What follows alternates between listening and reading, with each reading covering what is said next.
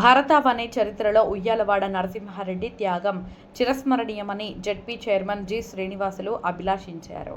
స్థానిక ఎల్జీబీ టవర్స్లో భారతీయ తెలుగు రచయితల సమాఖ్య ఎంవి కేశవరెడ్డి స్మారక ఫౌండేషన్ సంయుక్త ఆధ్వర్యంలో ప్రముఖ సాహితీవేత్త డాక్టర్ మర్రిపూడి దేవేంద్రరావు నేతృత్వంలో స్వాతంత్ర సమరయోధుడు ఉయ్యాలవాడ నరసింహారెడ్డి పరాక్రమంపై కవి సమ్మేళనం జరిగింది. ఈ సందర్భంగా జడ్పీ చైర్మన్ మాట్లాడుతూ నరసింహారెడ్డి జాతికి నిత్యస్ఫూర్తిగా అమరవీరుడై కీర్తి పతాకగా నిలిచారన్నారు. ప్రముఖ రచయితలు డాక్టర్ వి హరినాయుడు, ఎడ్ల బాలకృష్ణారెడ్డి సంయుక్తంగా మాట్లాడుతూ తెల్లదొరల దుష్ట పాలనను ఎదిరించి తెలుగువారి జీవనాడికి చైతన్యాన్ని రగిలించిన వీరయోధుడుగా ఉయ్యాలవాడ నరసింహారెడ్డి గుర్తింపు పొందడం విశేషమన్నారు. రచయితల సమాఖ్య జాతీయ అధ్యక్షులు doctor C Narayanaswamy, Keshava Reddy foundation అధ్యక్షులు డాక్టర్ ఎంవి శ్రీధర్ రెడ్డి సంయుక్తంగా మాట్లాడుతూ అభ్యుదయ పథకంలో ఆరని జ్యోతిగా స్వతంత్ర సమర భేరి మోగించిన నరసింహారెడ్డి పోరుకు జోహార్లు అర్పించాలన్నారు. జిల్లా రచయితల సంఘం గౌరవ అధ్యక్షులు కట్టమంచి బాలకృష్ణారెడ్డి, మాజీ అధ్యక్షురాలు డాక్టర్ రామలక్ష్మి సంయుక్తంగా మాట్లాడుతూ పరాయి పాలనలో నీతి లేని శాసనాలతో బందీలుగా బతకడం కన్నా వీరమరణమే మిన్నా అన్న నరసింహారెడ్డి ధైర్యాన్ని కొనియాడారు. అనంతరం 150 మంది రచయితలు, సంఘ సేవకులు, తెలుగు భాషాభిమానులకు ఉయ్యాలవాడ నరసింహారెడ్డి స్మారక జాతీయ పురస్కారాలు 2026ను సాహితీవేత్త మర్రిపూడి దేవేంద్రరావు ప్రదానం చేశారు.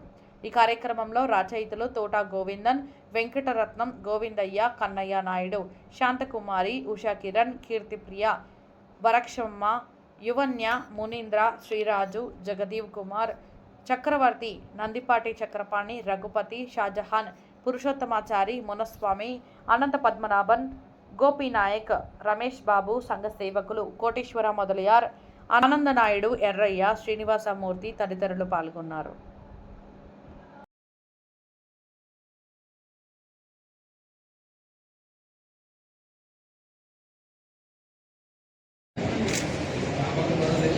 అలాగే పవన్ గారు కూడా రెడీగా ఉన్నారు.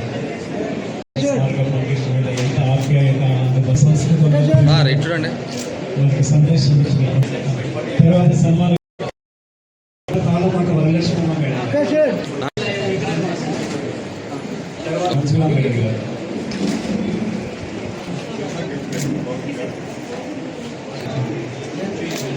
అట్లే ఉన్నా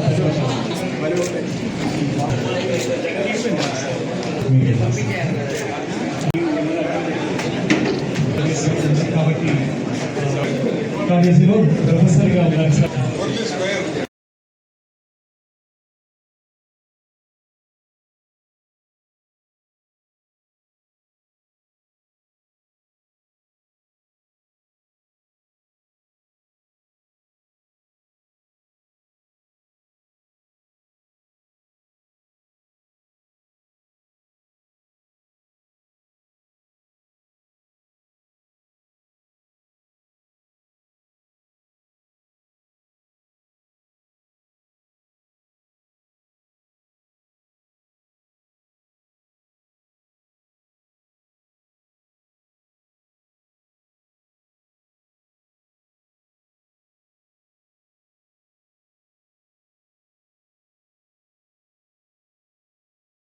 కూడా ఈరోజు సమాజ స్థాపన కోసం పడుతున్నటువంటి అనేక కష్టాలు చూస్తున్నాం.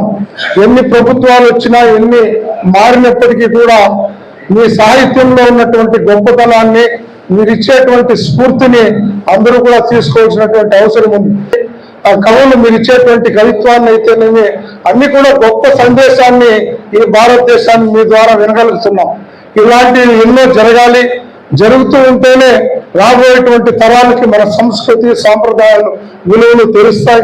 కాబట్టి ఈరోజు ఉయ్యాలవాడ నరసింహారెడ్డి గారు 1947 అంటే 100 సంవత్సరాల క్రితమే అతను ఉద్యమ స్ఫూర్తితో పోరాటాన్ని నడిపి మనకు ఒక స్వతంత్ర సమర యోధుడు మన రాష్ట్రంలో మన తెలుగువారుగా ఉన్నందుకు మనమందరము గర్వపడాలి. ఇప్పుడే వేదిక ఉన్న పెద్దలందరూ కూడా ఆయన విగ్రహం చిత్తూరులో ఉంటే బాగుంటుందని చెప్పి మాట్లాడడం, అందులో భాగంగా నేను కూడా రేపు ప్రజావేదిక కలెక్టర్ గారి దగ్గర ఉంది కాబట్టి మీరు ఫౌండేషన్ తరఫున ఎవరైనా ఒక 10 మంది వస్తే కలెక్టర్ గారికి రేపు అడుగుదాం, మనం స్థలం కేటాయించమని. ఆ విగ్రహం స్థాపించే దాంట్లో ఎటువంటి తోడ్పాటునైనా నేను మీకు ఇస్తానని, దానికి చందారేపులో కావాలంటే కూడా సహాయం చేయడానికి సిద్ధంగా ఉన్నానని చెప్పి తెలియజేసుకుంటూ, ఎలాంటి అవకాశం ఇచ్చిన మీ అందరికీ కూడా పేరు పేరున ధన్యవాదాలు తెలియజేసుకుంటూ సెలవుస్తున్నాను. చాలా అదృష్టంగా భావిస్తాను. పెద్దలందరూ వారి ధీరత్వం, వారి గొప్పతనం గురించి చాలా చెప్పారు. నేను ఎక్కువ టైం తీసుకోను, అందరికన్నా చిన్నవాడిని. ధైర్యం, బాధ్యత, త్యాగం, ప్రసిద్ధితత్వం వాటి ప్రతిరూపంగా ఉయ్యాలవాడ నరసింహారెడ్డి గారు నిలిచారు. ఆ త్యాగం మరవలేనిది. చాలా కాలం ఆయనే ఒక మొట్టమొదటి స్వాతంత్ర సమరయోధుడు అని అనిపించుకోవడానికి, మనం తెలుసుకోవడానికి చాలా టైం పడుతుందని కొంచెం బాధాకర విషయం. అందరూ గొప్పవారే, త్యాగం చేయాలి, స్వాతంత్ర సమర పోరాటం చేసిన అందరూ గొప్పవారే. దాంట్లో మన ప్రాంతానికి చెందిన ఉయ్యాలవాడ నరసింహారెడ్డి గారు మొట్టమొదటి వ్యక్తి అని చెప్పుకోవడానికి అందరూ గర్వంగా ఉన్నారు. మన ఆయన గురించి స్మరించుకోవడమే కాకుండా ఆయన యొక్క గొప్ప లక్షణాలు మనం ఫాలో చేస్తే సమాజానికి ఇంకా మేలు అవుతుంది. నాకు అవకాశం ఇచ్చిన అందరికీ ధన్యవాదాలు.